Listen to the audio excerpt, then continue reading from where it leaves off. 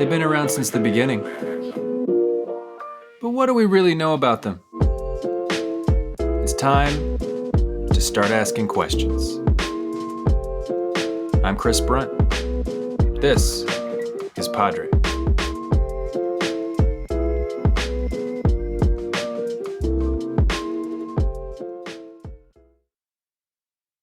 Okay.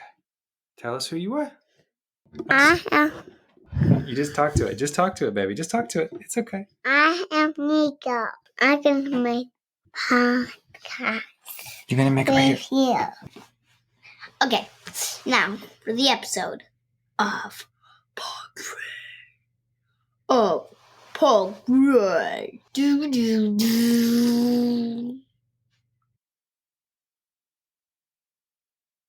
I'm a huge fan of The Sopranos. This will definitely not be the last time I talk about Tony Soprano as a father on this show. There's this great moment in the first season where Tony, mob boss, father of two, suburban New Jersey dad, is driving his daughter Meadow on a tour of colleges. Typical American father-daughter experience. But on this car ride, Meadow turns to her dad and says, point blank, "Are you in the mafia?" Am I in the what? Whatever you want to call it. Organized crime. I'm in the waste management business. Everybody immediately assumes you're mobbed up. There is no mafia. Fine. And it catches him off guard. He kind of hems and haws. He tries to wiggle his way out of it. There is no mafia. He's looking back at the road. He's looking at her. And he's thinking, like, how am I going to wiggle my way out of this? And he kind of realizes she already knows the truth. So this is a test. Is he going to tell the truth or not? And Tony says to her, all right. Some of my money comes from illegal gambling and whatnot. How does that make you feel? At least you don't keep denying it like Mom.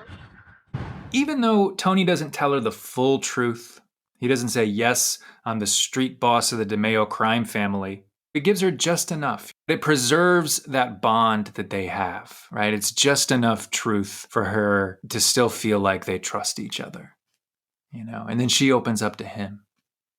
And they go on, they continue to have this great relationship, but her mother and her, it's a very different story. Tony's told the truth. Mom hasn't. This is a theme that's going to come up again and again today on this episode of PODRE. Why do we lie to our kids? Are we trying to protect them?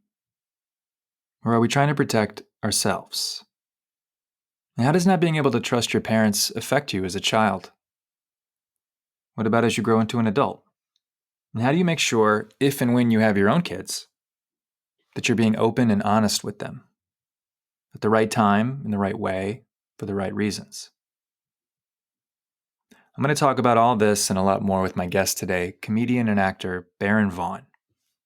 You might know Baron because he's one of the funniest people in America. His stand-up specials, Raised by Cable, and Black Existential Crisis are streaming on Amazon Music.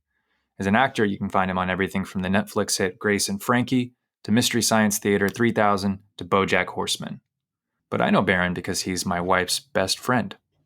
And once upon a time in the city of Austin, Texas, he officiated our wedding. And over the last decade or so, I've gotten to hang out with Baron and see him perform all over the country, and he really is one of the most talented people I've ever known. And now, we're going through fatherhood at roughly the same pace. I recently visited Baron and his family at their new home in their new home city of Atlanta, and our boys got to meet each other and spend a couple days running around the house and the backyard together. Baron and I have pretty different styles as fathers, but I like his style. It's uniformly easygoing, it's gentle, of course it's playful and creative and hilarious. This one night he freestyled verses for every letter of the alphabet over this kid's song in the cadence of an 80s MC. And now we come to K. He is on another level. He's exactly who you'd want as a dad, which is amazing given that he grew up without one. I'm mixed race, multi-ethnic, biracial. I know you can't tell because I'm a consistent shade.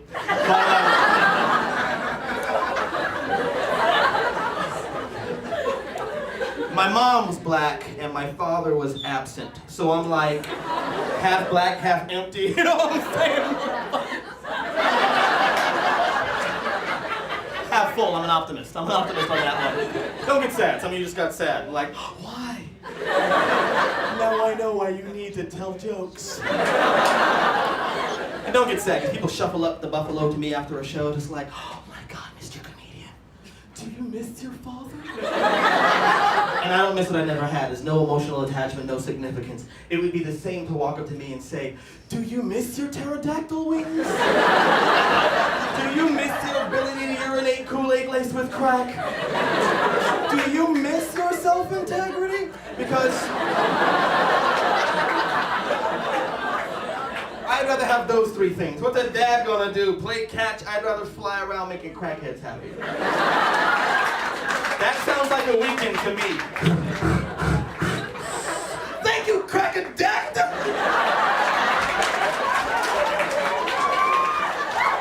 And now you all know what Kwanzaa's about. Thank you very much, I'm Baron Vaughn. Why would you... But I'm old, I think we're the same age, similar ages. I think you're a little bit older than me, because you're more Chanel's age, right? She's older than me too. Oh, okay. She's 1 year older than I am. Okay, well then, yeah, I'm still much younger than both of you.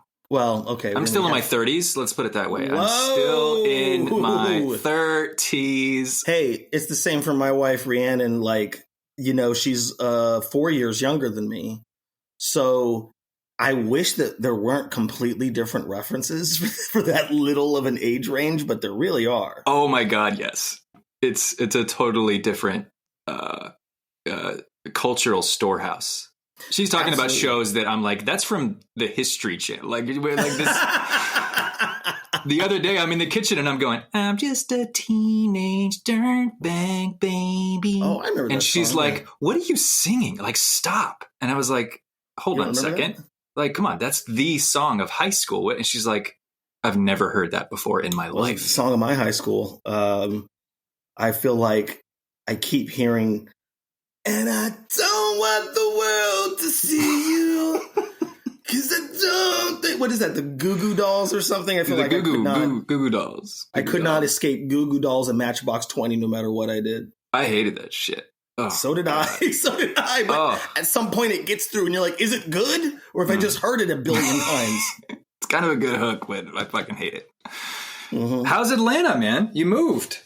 I was just thinking about this too, because this leads to a weird existential, philosophical thought that I've been having about the fact of moving. Today, it is normal. Today, you move where the work is.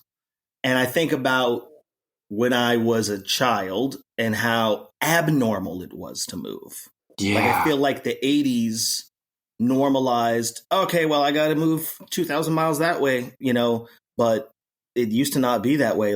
And I feel like there's something that has been lost, I guess. Mm-hmm. I don't know if the word is community, I think, in a lot of ways. And that's one of the biggest reasons we moved here, is to become part of a community, quote unquote, plant roots. It's also about the kids. I like the idea that my kids are going to grow up here and that this is a city that's going to inform who they are in a lot of ways. Yeah. Where I always felt like a transplant in some way. Even as a kid, I always felt like as a transplant, in that I didn't necessarily live. I lived where it ever was I was sleeping, but I never identified myself as like a Las Vegan, for instance, which is where I mostly grew up. There, or in New York, I always felt like it was a temporary thing. LA always felt like it was a temporary thing, even though I was there for a decade. Yeah. And this does not feel that way for a number of reasons, but the biggest one being that the kids can grow up here. Like this is where they're going to grow up. You're giving them a hometown. Exactly. How are your kids doing? They're great. I can hear them upstairs right now. But they're both doing pretty well, and they're really loving this new house that we're in, running around it. Savion, man, Rhiannon's Insta feed. That's the best dressed kid I've ever seen in my life. I don't know if it's an LA thing, if it's like, but when you step out in LA, even if you're like a 2-year-old, like you got to have on some nice sneakers. But this kid, I am going a little overboard. I'm like, he's my mini hype beast, because kid clothes not as expensive as adult clothes. So it's like, Oh, those shoes are actually only $30 for a kid. Those are designer. Oh, yes, exactly. No, man. Every time like Chanel will show me she'll hand me the phone and be like, look at Savion. I'm like, oh my God, we've poor Julian, like I'll give you some tips. Don't worry about it. Yeah, hook it up, man. Send me the. We'll get Julian and Nico in there.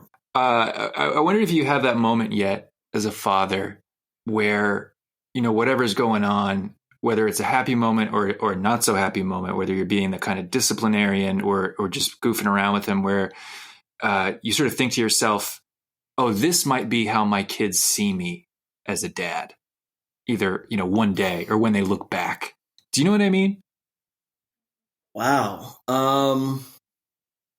Wow. Yeah, I do know what you mean. I don't know that I have thought about, I haven't had that much self-awareness about it, because usually in a moment I'm like, put that down, put that down, put that down. But like, I had a real father moment the other day where I like screamed at him the fact that he was so scared, because he made this whole, I went to the bathroom and I locked the door, and I come back and there's just all this stuff under the door that he was just sitting there like trying to knock the thing down and throwing things at the door. And I'm like, what is this? So I was trying to tell him, like, you need to pick this mess up and put everything back in your room. Mm-hmm. And he didn't want to. And he basically did Paul Rudd from Wet Hot American Summer, where he was just a real kid about it. And was just like, oh, I was like, pick it up. And he was like, oh, okay. Oh, God. And he like crawled and like limped. Like, I'm like, what are you doing? And then once he had it all put away, he was really upset because I had yelled. And then we sat together and we just kind of like sat there with each other until we were regulated, which is my new favorite word. Mm-hmm. And I was like, I think this actually wasn't that bad. Like I was upset because I had yelled so hard at him. Yeah. But my wife was like, what are you talking about? I yell at them. Like, it's just like, they don't do things. Sometimes you have to get their attention, And so it's like, I was like, all right, yeah, okay. Yeah, but there's a big difference between, at least in our house, there's a big difference between daddy's yelling and mommy's yelling. Like there's just a difference in the energy. It's bass. it's bass in the voice. And I was like, because I was very frustrated, and he was very not listening. I'm trying to like come up with the way to make this look the best. I'm like, don't take away my kid's CPS. I'm good. I'm a good dad, I swear. But yeah, it's funny because there's certain habits that every now and then I'm like, I still deal with my own version of self-hatred, self-loathing. So when I see them do a behavior or act in a way that I think is like me, it makes me go, I've ruined them. Like I did something wrong. Right. Which is not the fact. They're just, it doesn't mean they're bad. I keep thinking of everything that I was told was bad when I was a kid, but it doesn't apply anymore. But I have to keep reminding myself of that. Like, if they look at the phone for an hour, it's not going to melt their brains because they still want to go outside. Like, even if they were on the phone all day, there's a point where they naturally go, hey, you want to throw this ball? Like, it's like, oh, cool. Yeah. They're like little self-starters in some ways. You don't have to control so much of their behavior. I mean, my parents were like that too, right? Every single tiny thing had to be under their control, under their management. And I think our generation of parents is more like, all right, it's not quite so necessary.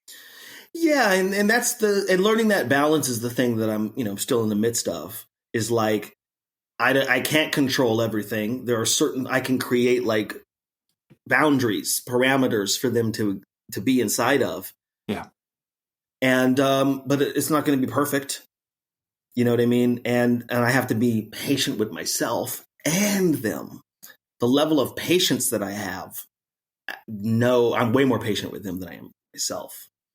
And I feel like the theory driving my parents' like mania for control was that they were going to somehow turn me into the person they wanted me to be, which was a really bogus theory underneath the practice of parenting. And I think that's what I reject, right? That I have the ability to really turn my kid into who I want him to be, or that I should try to do that, right? That like, no matter what I do, these kids are turning out the way they're going to turn out. So I just have to put up those parameters and those boundaries, and I have to be a certain kind of, safe harbor for them. That's very well said. That's very well said. And I think that was exactly my experience as well. Like, I was under the watchful eye of a dictator, and that's not how I am. And because I didn't like it, and I am who I am there was, and my mother admitted later, about like trying to make it so certain things didn't happen or so I didn't go down certain paths. And it's like, but if I was going to go down that path, I was going to go down that path. The thing is about whether or not I trust you to tell you, like if I'm going to tell you about it, yeah, or not, because if I'm going to come to you, yeah, if I'm going to come to you, and that's what it is that like, as romantic as it sounds, I do want to be somebody that my kids feel okay coming to, as opposed to fearing me, and to not sort of cultivate that silence, right? That silence around all of the painful, all the scary stuff, all the lifey shit that's gonna happen no matter what. To not have that culture of silence. This is a house where we can talk to each other. We can hear each other. Exactly.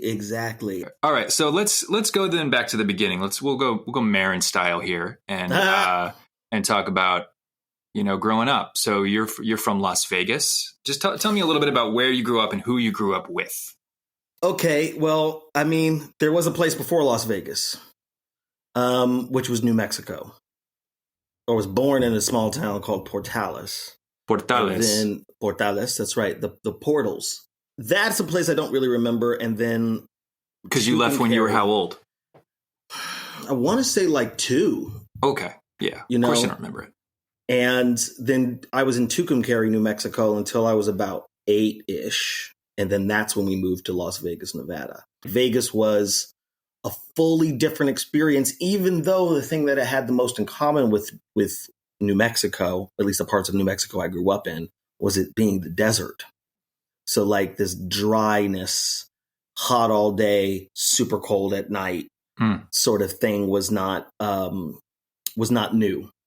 But the culture of Vegas, especially because we moved there before the boom of Vegas, which now I did a little research and now I see that like, oh, okay, we moved to Vegas before there was like an economic explosion, basically in 91, I want to say. So it was like we wanted to get out of New Mexico, which at the time was not doing well. So let's remember it's Reagan's America. So every child was left behind. that was I think that was one of his campaign slogans, every child left behind. And then we got to Vegas, which was the land of opportunity as we saw it. It was a big city with a lot of work.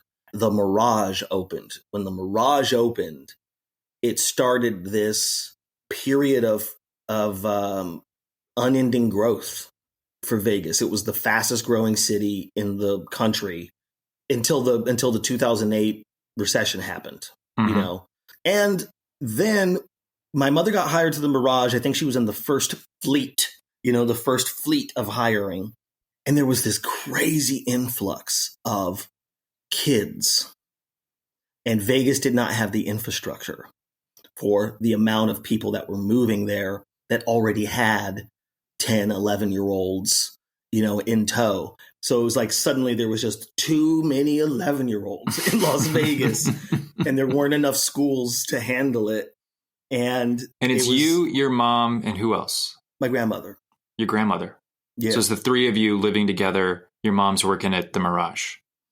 So suddenly there was this level of security that we did not have before. And then we moved. We were in a part of Las Vegas called North Las Vegas, North Town. It is also known, kind of out by the Air Force Base, Nellis Air Force Base. And that's the hood of Vegas.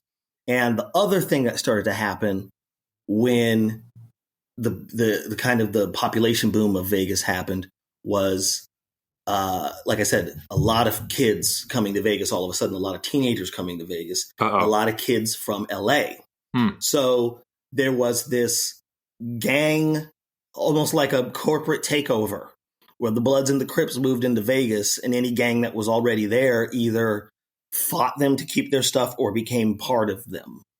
And Northtown was like pretty rough. And my mom wanted to move closer to the Mirage so that way she didn't have to drive an hour to work every day. But also, I think she wanted to kind of get out of that neighborhood. Not that we moved to a neighborhood that was that much better. It wasn't as violent, but there were still, quote unquote, problems. I say problems with quotation marks, because I'm like, I look back at it now and it's like everybody was like there was too many kids. There was too many kids and not enough adults. Not enough shit for the kids to do. Exactly. Vegas didn't have that. And that's actually, there was a time that it was before the whole whatever happens in Vegas stays in Vegas campaign, which kind of like defines Vegas now, where they tried to make it a family-friendly place. I think that had to do with the mafia moving out and the corporations moving in. Right. And they're like, let's open up an indoor theme park at Circus. It's Disney in the desert. They tried to do that. They tried to make it into like a giant theme park. And meanwhile, in your neighborhood, family. Meanwhile, in your neighborhood, that thing that weird I don't want to say PTSD response of like, you're just like hanging out with some kids, and then out of nowhere you see a kid running, and you're like, oh shit, and you just start to run. You don't even know why. But it is that like something's coming. I don't want to be here for it, sort of a thing. Yeah. And that was definitely like what Vegas was like. Yeah. People were afraid of drive-bys. Everybody was like, you can't wear certain colors, and the schools were like, again, trying to control it, but they didn't understand it. So it was always like, you can't wear red, you can't wear blue, you can't wear Raiders jerseys, you can't wear do-rags, you can't wear this type of shoe, you can't wear, like, it was like all these rules that they were trying to control gang violence or gang affiliation or whatever. Do you laugh about that stuff as a kid, or does it make you kind of paranoid? Very paranoid, maybe super, super paranoid. Yeah. Because it was like, the news was obsessed with it. Right. Because it was sensational. You got Tipper Gore on fucking... Oh, yeah. Tipper Gore. I mean, it was like that era of like, NWA was big, where it was just like, and then what was the Ice-T song, Cop Killer, and all of these things, who is now like one of the most respected cops on TV. And now, Officer Ice-T. Officer Ice-T. Tutawala. Is that what the T stands for? I have no idea. Rhiannon goes to sleep to SVU, so I feel like I hear it a lot. I'm like, the relaxing, sleepy sounds of rape investigation. Yes, weren't you on an episode of that one time? Was it? No, not SVU. It was never on SVU. Okay. I was on Criminal Intent. And I was also on Original Flavor. So those are the two ones that I was on. But thank you for remembering. I wasn't real until I was on those to my grandmother. Those were. What about your grandmother though? When you're growing up, is she looking after you while your mom's working at the casino? Yes, because my father wasn't around. Now, see how I gloss over that? Like it's something that I look at now and I go like, to back then it was just a fact. Yeah. But the fact that I didn't have a father wasn't abnormal to me. It was my experience. And it wasn't until later that I realized, oh, it's just me and my mom. And my grandmother, like there is no male figure here, or whatever. Yeah, I guess I just didn't have any male role models. I hate to say it as reductive as that, but like every man that I looked up to was on TV, and it was some kind of comedian, it was Pryor or Eddie Murphy or, Martin or, one of the Wayans brothers, whoever the heck was on In Living Color, like all of these, things I watched, Saturday Night Live and all that stuff. So it was like, that's the idea of being a man to me, was being funny. And then as it started to get scarier in these streets, and I was like, I can't fight, like I don't have a weapon. So let me be funny. If I'm funny, then maybe I can charm everybody out of harm. I can charm away from the harm.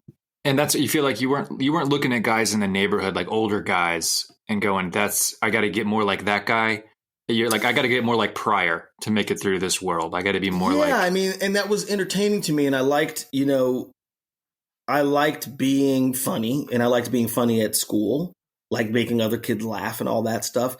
And, it's interesting you say that thing about the guys in the neighborhood, because that is a big thing that I really did not have. There was no sense of who was in my neighborhood at all. Like, a lot of people grew up in a place where, I don't know if it was like the person who ran the business on the corner, like a store or a barbershop or whatever the crap. And then there were like people who hung out on the stoop. Yeah. I didn't have any of that. Why not? So it was because Vegas was not only just super duper hot, and I think people just didn't want to be outside, but it seemed like everyone was just doing their own thing. That idea, that sense of community, I don't think I ever really experienced it in a neighborhood sense. I didn't know any of my neighbors. They didn't know who I was. And if anything, we were all afraid of each other. There was just the nonstop fear. It was on the news all of the time. So it was just like this nonstop feeling of you're in danger and it's your neighbor, somebody that looks like you and smells like you. But the reality is just, this is lonely as fuck. Where is everybody? Yes. It was very lonely in Vegas. And it was like, I spent a shit ton of time alone as a kid and outside.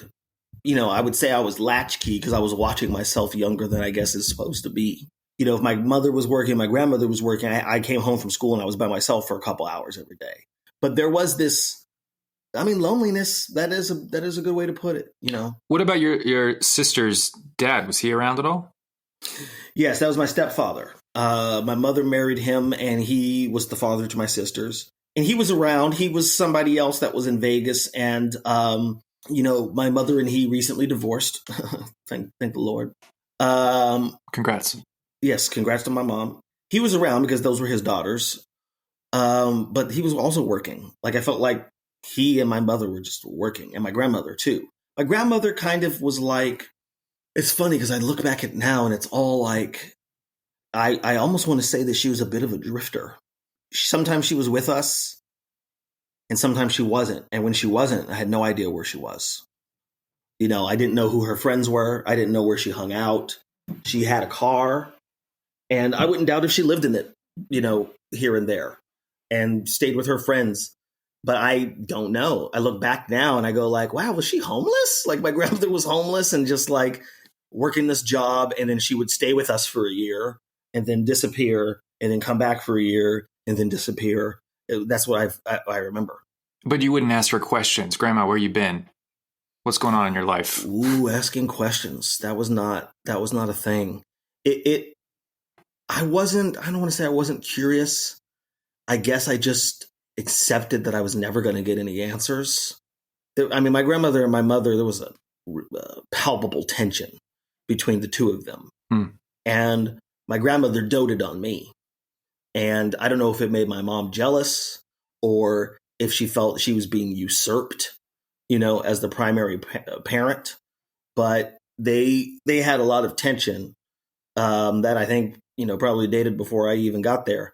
But like, sure, asking questions or just like talking about what was going on wasn't a thing. I just kind of knew that I wasn't going to get an answer and that silence was the way.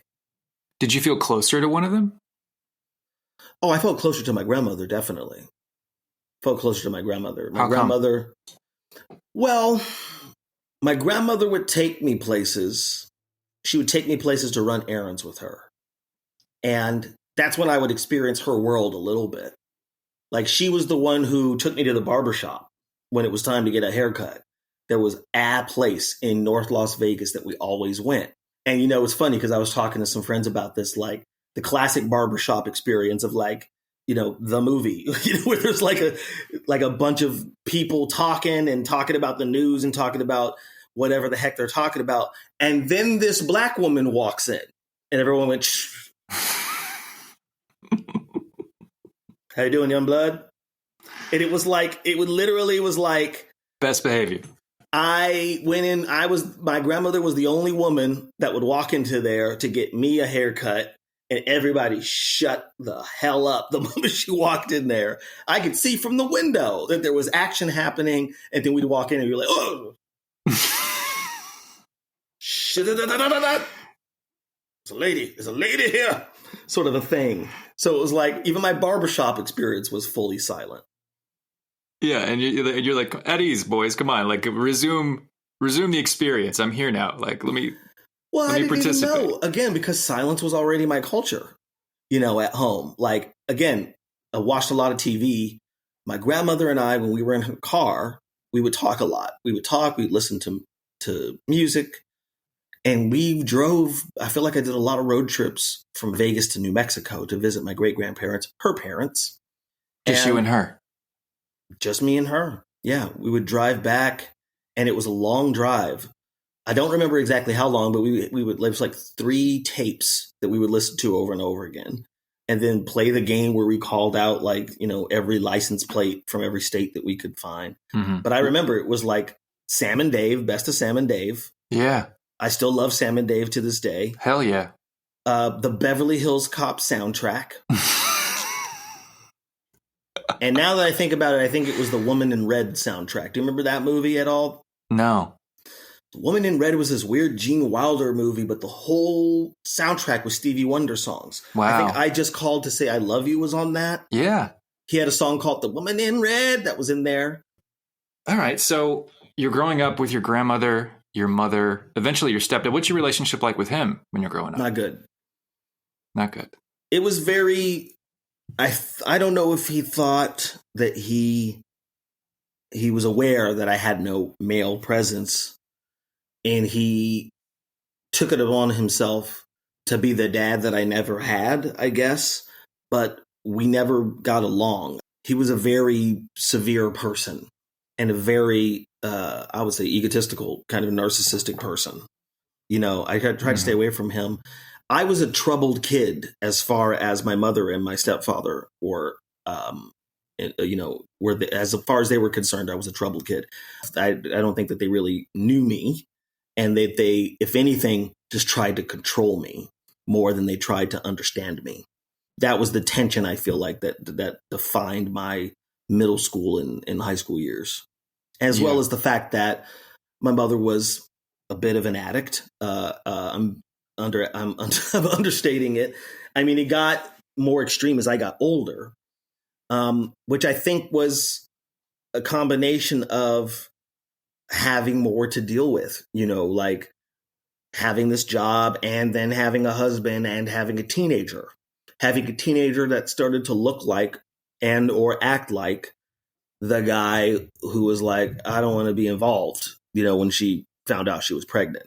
So, I'm like editorializing a little bit here, but, I do believe in some sense that it's that tension of I love you and I hate you when you're the person's child, wasn't something that was normal to talk about. All that stuff was still very stigmatized. Yeah. Did she ever talk to you about your father? I mean, did you ask questions? Were you curious about him? I mean, it wasn't until I guess I kind of had put him out of my mind and put the fact of ever knowing him or meeting him out of my mind. I don't know if it was communicated to me that he wanted nothing to do with me or whatever, but I took that, tactic for him as well. Like, well, he doesn't want anything to do with me. I don't want anything to do with him, but again, it wasn't something that I felt was missing because I didn't know anything else. I remember seeing a picture of him that my mother showed me when I was young, but I was also kind of like, it wasn't impressive to me. It didn't mean anything to me. It was a picture of someone I never met. So I was like, okay, like, can I go? I don't know. I don't really know what you want me to do with this.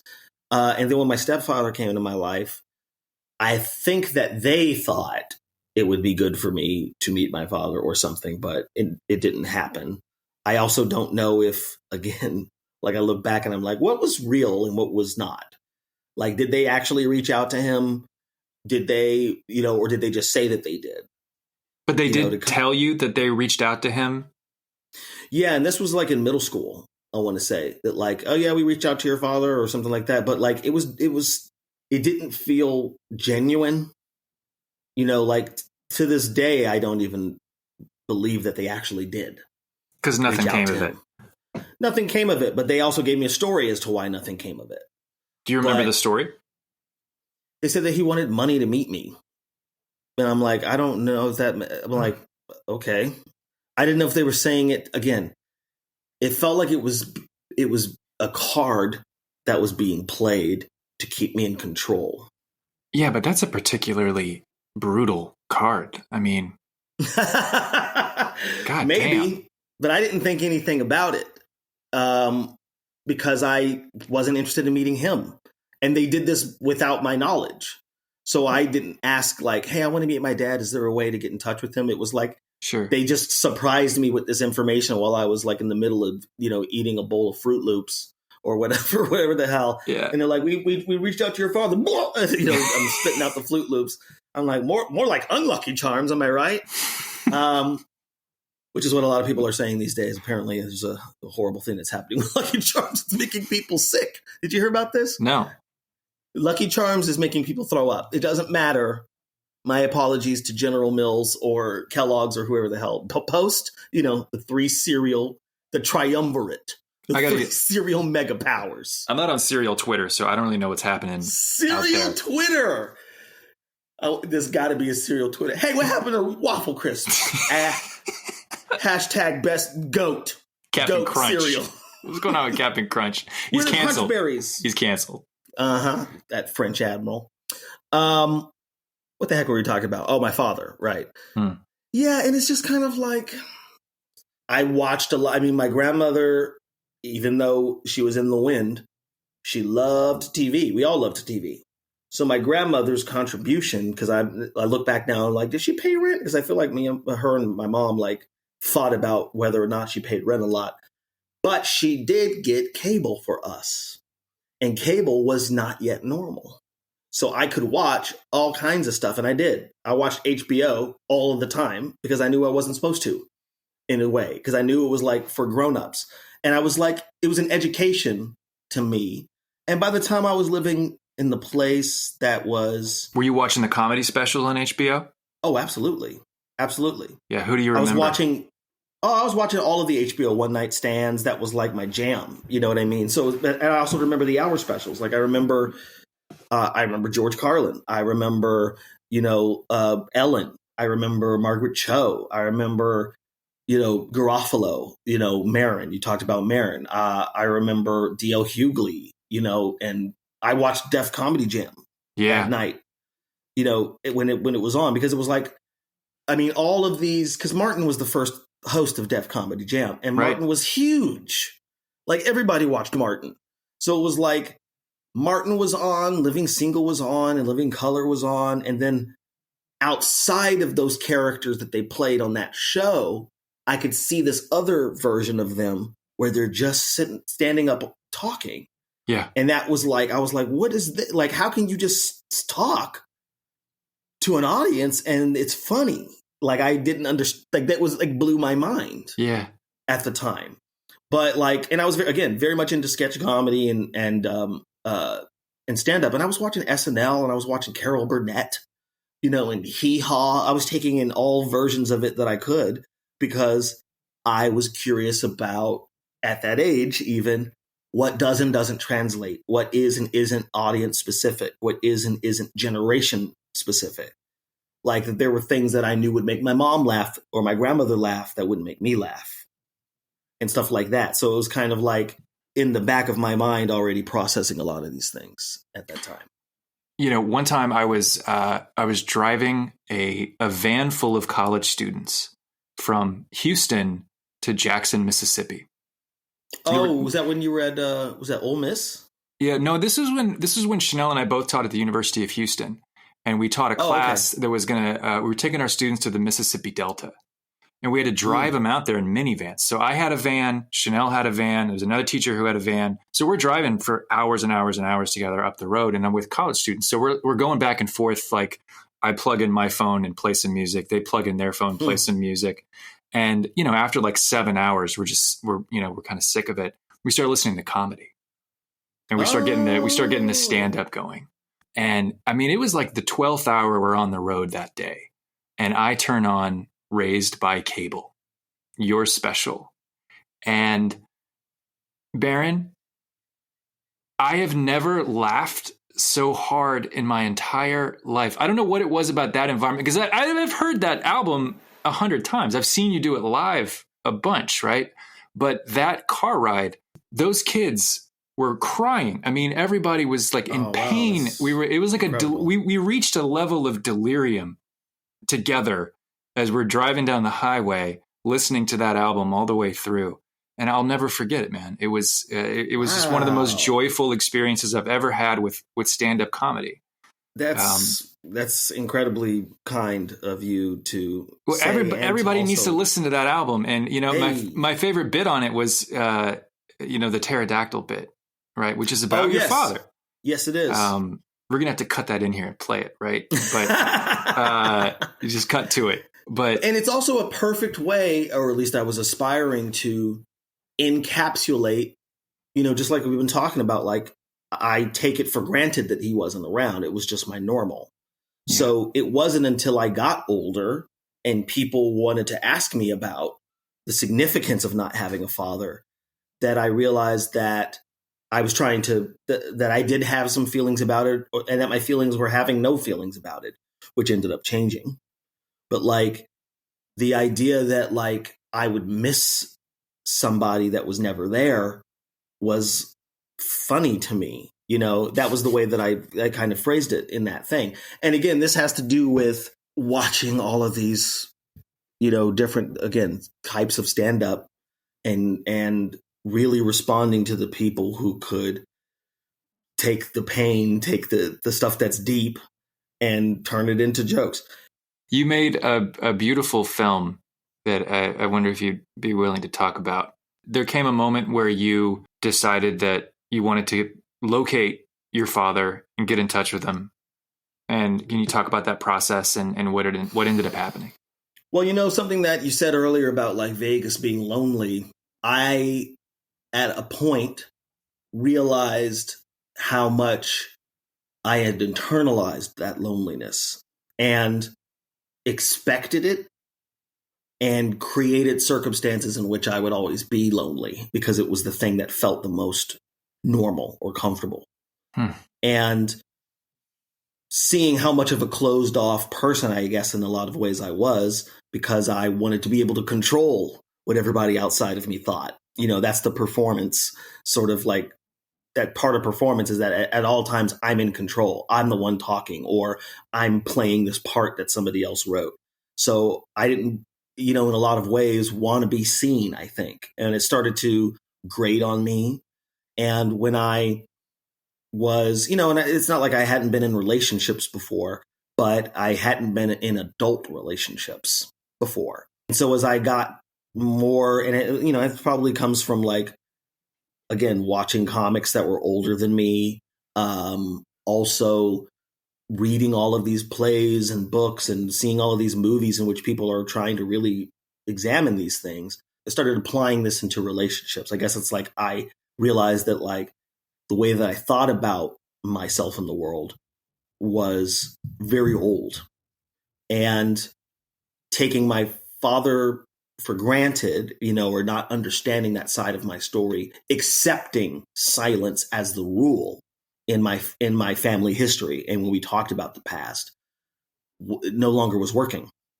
And I had kind of reached to the end of it for myself. So being in a relationship in which I was trying to actually be vulnerable, in which I was courting the stuff I was uncomfortable with, instead of avoiding it or just stuffing it down. Figuring out the story of my father and what the heck happened to my mother and my father was a big part of that, because this was a giant part of my mother's life that I had never talked to her about. I didn't understand it at all. And I guess there was a part of me that knew or felt that as long as that is frozen, I'm frozen. Wow. Like I have to unfreeze this stuff to get past it in order to actually trust this person I'm with. That's the other thing, like the trust issues and all of these things where it's like, I didn't realize how little I let people in. Yeah, go ahead. So it sounds like there's a need to go down this path of finding him and sort of facing him.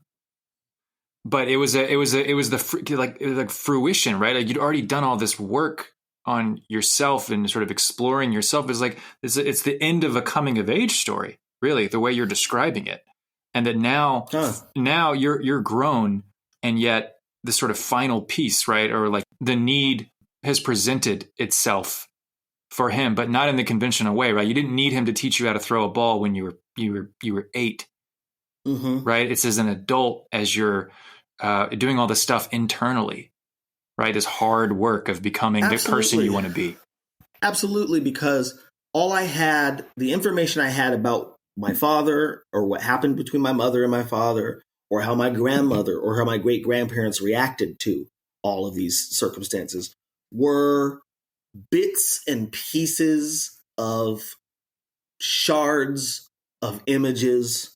And it was stuff that I had completed in my own head. I had filled in the blanks, but there was a lot of blanks. And so I guess there was a part of me that felt like, I'm saying this after the fact, but it's like I wasn't able to let go of or move on from the child version of myself in a lot of ways. Yeah. Unless I really faced this stuff.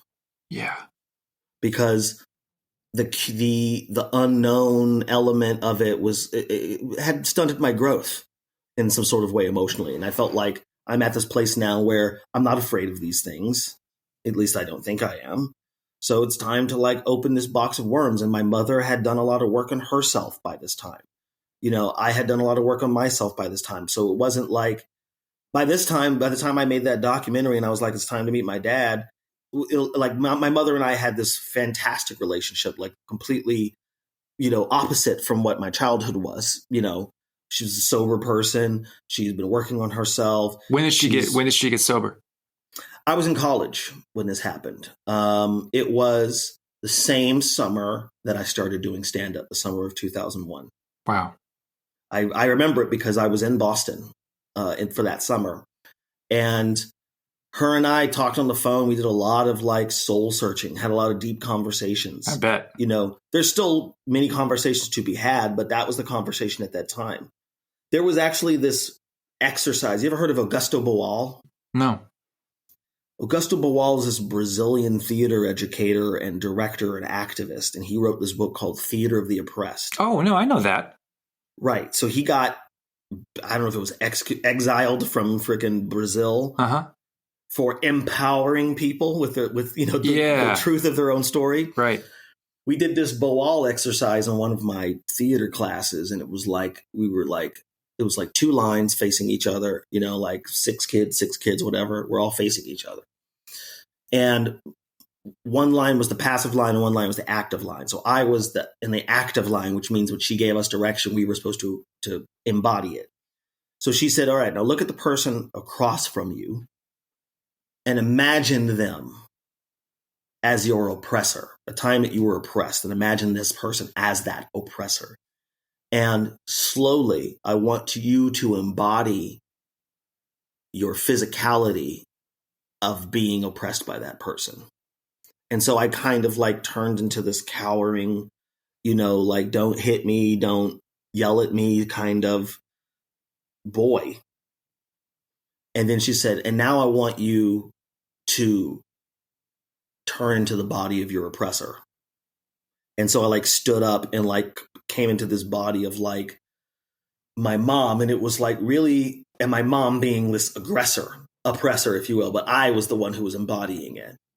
And for the first time ever, I saw my mom as a human being. Like it's as simple as that. Wow. She wasn't this monster in my story. She was someone who was afraid and didn't know what else to do. Yeah. And that piece of information like sent me on a journey. And luckily at the same time, my mother was working on herself, so when I talked to her, she was ready, to talk to me about some of these things that had happened and to figure it out. There's no other way to say. I want to say reconcile, but we did. We had a really good. She made some amends. Yes, Yeah. she did. Yeah, and we talked about stuff that was really hard to talk about because. Fuck yeah, man. And then when I made this doc about my father, it was like I got to understand that story from his side. Like, wow, my mother and my father both were playing out a cycle, and that I was very much trying to break it. It's a beautiful film. Tell people the name of it and where they can find it. Yeah, it's called Fatherless. I actually have no idea where it is. It was made for a channel called Fusion that doesn't exist anymore. And for a long time, it was on Amazon Prime, but I don't think it is anymore. So it's out there. We're going to get it. We're going to get it out there again. We're going to find it. We're going to reissue Fatherless. It. Yeah, and the whole premise of it was I had this meeting with this dude. His name was Alex Fumero, and we were talking about, they were saying that they wanted to do they wanted to do short documentaries. He basically said 30 for 30s, but like comedy, where it's like comedians doing short documentaries about some subject that they care about or that they're interested in. But that's a good idea. Yeah, it was a great idea. And Alex Fumero was like, yeah, so if you ever have an idea for that, let us know. And I said, yeah, I got an idea. Where's my dad? What happened to him? What's his story? And he was like, what are you talking about? I'm like, I don't know. And I explained the culture of silence that I grew up in. And just I learned not to talk about these things because I didn't want to hurt my mom. I didn't want to hurt my grandmother. I didn't want to bring up anything that was hurtful for them. And especially once me and my mother's, our relationship, we repaired our relationship, then I cared even more about, like digging up these skeletons, because these were very informative, hurtful, horrible experiences that led her down a path that she had come back from, and I was afraid to like break her, as simple as that sounds. I was afraid to break her, or fuck with her recovery, right? Fuck with her recovery, fuck with her her mental health. Yeah. Her mental fortitude and the peace that she was kind of living with at the time. I didn't want to now I got to come dig up all these skeletons, but it was really healing for both of us. Because in our minds, the things that happen, we remember only the things that were really bad, that were really hard. And so there was something about retracing this story. And yes, it's true that like people who should have been there for her, i.e. my great-grandparents and my grandmother, abandoned her, but at the same time, she had this support group of friends around her and in college when this happened. And when we were there in Portales again, she had fond memories. It wasn't like, oh, the worst thing that ever happened to me here. It wasn't like, and that's where the hurricane hit me. It was like, oh yeah, in that building, and you were the School of Business baby, and everybody knew you, and and just all of these things that was like, she said, I survived, like I made it. And it was like, there was something about taking my mother there and seeing her release something that I don't think that either of us thought would happen. That was profound for both of us. And then when I met my father, he fortunately had also done a lot of work on himself, and he was ready for what was to come. And I was nervous as hell. It was crazy because I made this thing, but I also didn't understand what the heck I was in store for. I pitched it as a documentary to people who were going to be like, where is it? We need it by this date, to force myself to confront things that I would have just let slide. I would have just, I was complacent. Yeah. I remember watching it for the first time, and I was surprised that, to me, the most kind of affecting and beautiful parts of that film are the interactions between you and your mom. I mean, as exciting as it is to see, the kind of the first meeting with you and your father, the back and forth between you and your mom throughout the whole film is what I really remember. It being really beautiful, and she's so, you're so endeared to her when you watch that film. I remember texting you, like, I would watch a show of just you and your mom talking. Like, I love the conversations that you guys have in that movie. Yeah, but I mean, just walk us through the meeting, right? I also have to give a shout out to Dawn Porter, who directed the documentary. Dawn Porter is a brilliant documentary filmmaker. She directed a documentary called, actually, Good Trouble, the one about John Lewis. She directed that. Yeah. She did, by the time we worked together, she had done two documentaries. One was called Trapped, which was about the war against reproductive rights at like Southern Planned Parenthoods and how they're all closing down. Well, still relevant. But she wanted to do something that was funny, and that was but she also knew so well how to handle these emotional moments and how to like make it so it would be to protect me in a lot of ways. So yeah, I mean, like, we're at this park in Albuquerque, New Mexico, and it was the day I was going to meet him, and I was waiting for this guy, and I guess that I didn't realize how big this was for me at the time, because I was just trying really, really, really hard to be present. But when I looked at the footage later, and I'm looking at myself, I looked like a deer in headlights to myself. And I was like, wow, I'm like imploding. Like, I could see myself being like, okay, it's time for my father to come. I'm still here.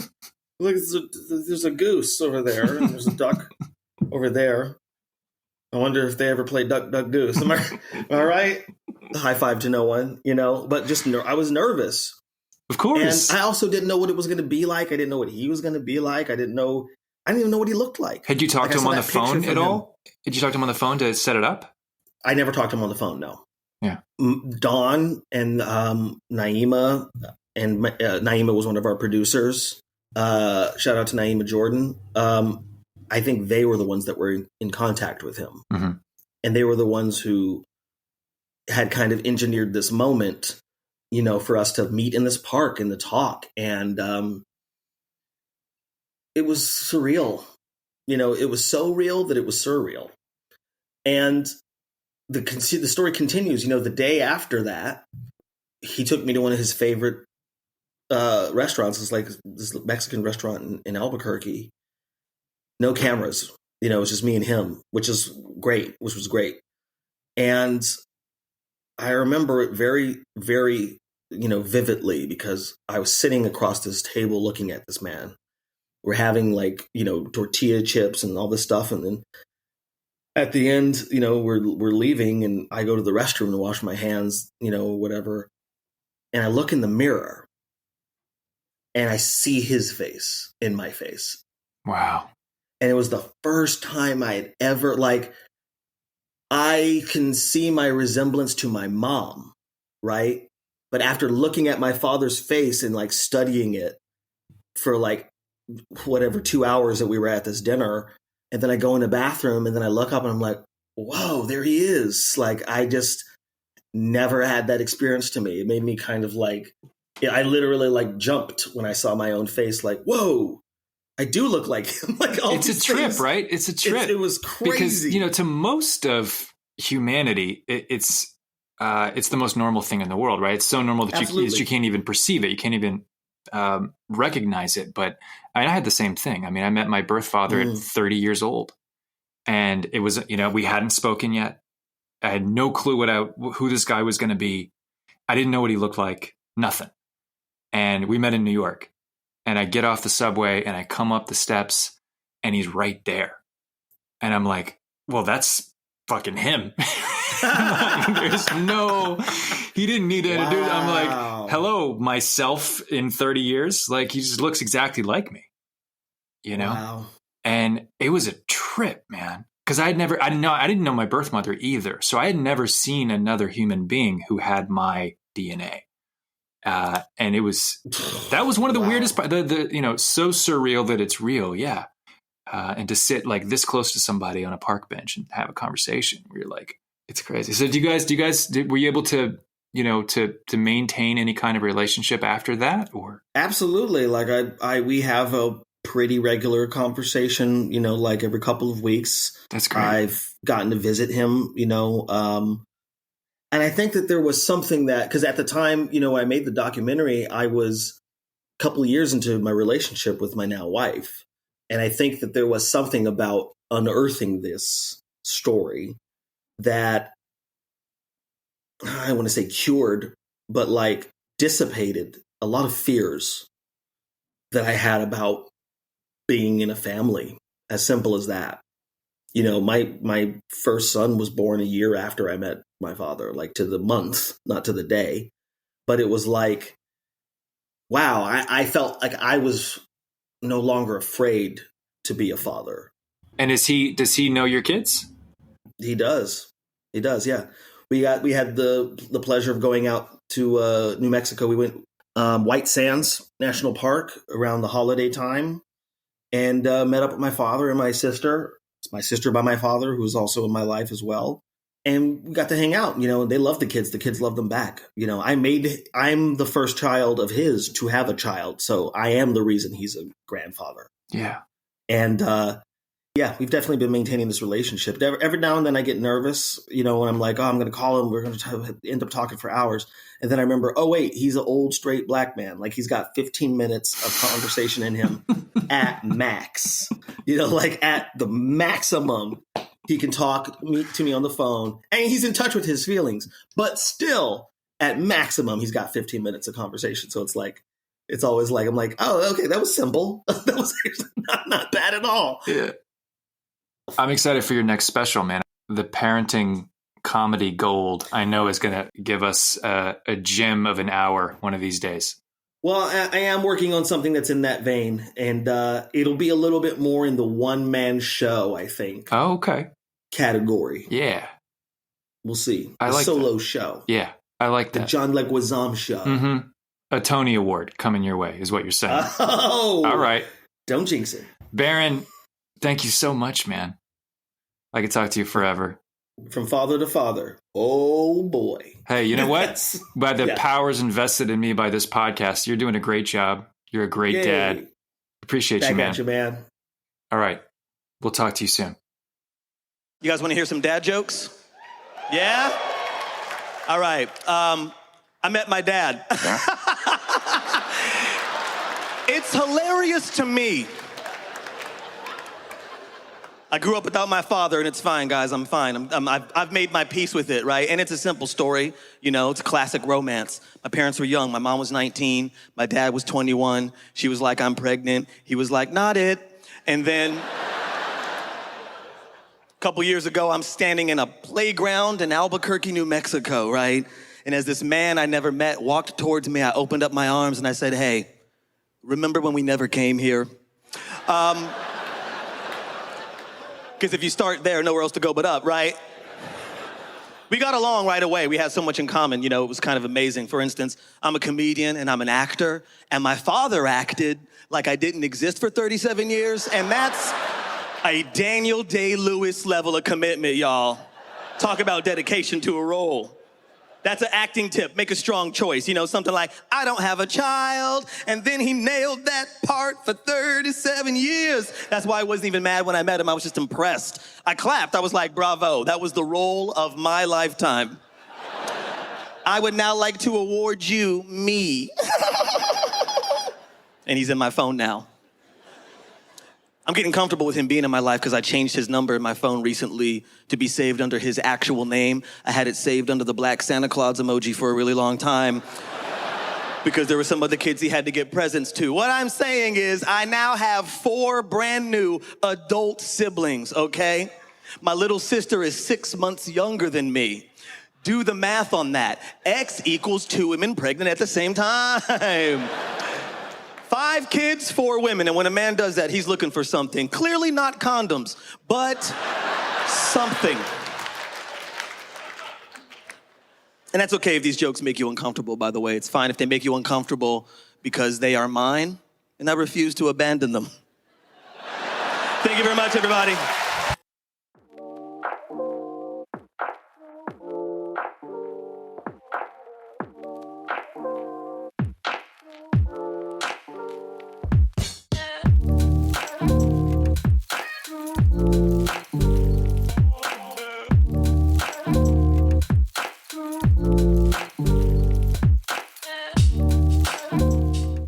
I can't tell you exactly what it's like to not trust your parents if you've never felt that. But trust me when I say it's destabilizing. It degrades the affection you have for each other. It can lead to a lot of vicious fighting. It makes you constantly suspicious and paranoid, not just of them, but of other people. And it models this aversion to feeling sadness or pain at any cost. This devil's wager, where preserving the smooth surface matters more than dealing with shit honestly. Not being afraid of provoking strong feelings in other people. Or worse, of elevating your own right to a sort of artificial or contingent happiness or sense of security over others' right to be told the fucking truth. To be given the chance to deal with things as they really are, even when that's painful. Another thing I can tell you is that if kids don't trust their parents, they will look elsewhere for someone or something they can trust. Maybe they find that in Richard Pryor. Maybe they find that somewhere else.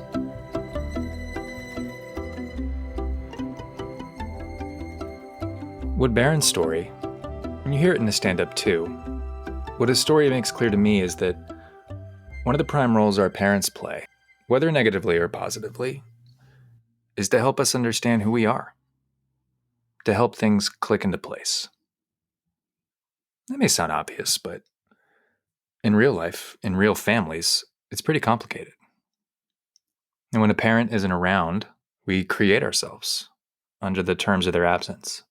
When they're not fully truthful with us, we make ourselves into people who can navigate the world armed with that uncertainty, those suspicions. And we can still overcome all that, still grow into beautiful adults. But if and when we become parents, we have to reckon with the ways we've been imperfectly parented, untended to, misnurtured. Because now the responsibility is on us. How are these new little people we've made going to understand themselves, who they are, where they come from, why their home is the way it is? Helping them grow confident in their identity, leaving things in plain sight. Recording this episode has made me realize that there is one thing that I haven't been fully honest and transparent with my kids about. I'm a recovering alcoholic. I've been sober since 2010, long before either of my kids were born. So for their whole lives, a couple nights a week, I kiss them goodnight and say, Daddy's going to a meeting. I'll come in and check on you when I'm back. Mommy's here. And I go. And ever since Julian, my oldest, could talk, he's wanted to know what these meetings are, who goes to them, what happens in them, and most importantly, why can't he come? Now even little Nico's starting to ask these questions. Why you have meeting, Papa? Little by little over the years, I've sketched in pretty vaguely for Julian that these meetings are about grown-up problems, that we, adults, need help too sometimes. And if we're upfront about that, there are ways we can help each other. For a while, that seemed to be enough. But he's almost 7 now, and he's asking more and more pointed and articulate questions. What kind of problems are we talking about, Dad? What's the nature of these problems to which you so mysteriously refer? So I talked to my wife, and we all agree he's old enough to understand a little more about this. Because what I don't want is for him to discover what these meetings are all about one day on his own and feel like he's been lied to. I don't even want him to have a memory of learning about this at all. I want him to grow up with a sense that he's pretty much always understood this. It's just another normal feature of our family life. Because understanding something like alcoholism and recovery is going to be a long process. It's not one conversation. It's a bunch of conversations over time. You can't push it, but you can't hide from it either. An example, I was adopted at birth, as was my older brother, most of our cousins, even my godparents' children. It was like this whole network of adopted kids we were part of, where being adopted was more normal than not. And I have no memory whatsoever of ever learning that I was adopted or what adopted even meant. I sort of just always knew. There was no earth-shattering revelation. There was no, come in, sit down, we have something to tell you. Somehow my parents just made sure I always understood. They microdosed me with the knowledge that I came from another's womb, from the seed of a mystery man whose name, likeness, and background were lost to the mists of time. We'll talk more about that mystery man later. The point is, the strategy of theirs, in retrospect, seems like a good thing. That's what I want for my kids when they're older, the sense that they pretty much always knew their dad was in recovery. So I've decided I'm going to help Julian begin to understand what my meetings are about. He's going to have a lot of questions, an aggressive line of questioning. He's going to want to know, like, the chemical compound of alcohol and what it does to the cellular system of various organs. He's going to want to know what anonymous means. He's going to want to know, like, if this is a secret society you're in, right, what kind of costumes are we talking about? Are there wizards? He might ask something like, what happens if you drink again? He might ask, is he going to be an alcoholic too one day? I'm going to figure out the best way to open up this conversation with him and where the guardrails are. And I'll let you know how it goes. That's on the next episode of PODRE.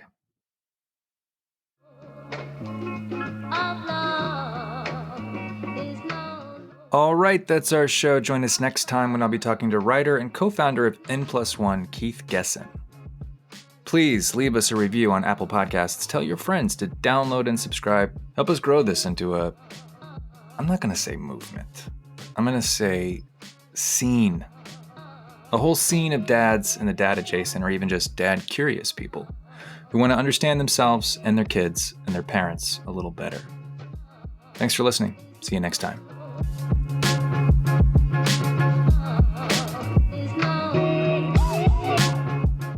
PODRE is created and produced by me, Chris Brunt. Additional production on this episode by John Greenhall. Original artwork for the show is by David Wojo. Special thanks to Brad Franco and Julian and Nico Benz-Brunt. But this episode is now over.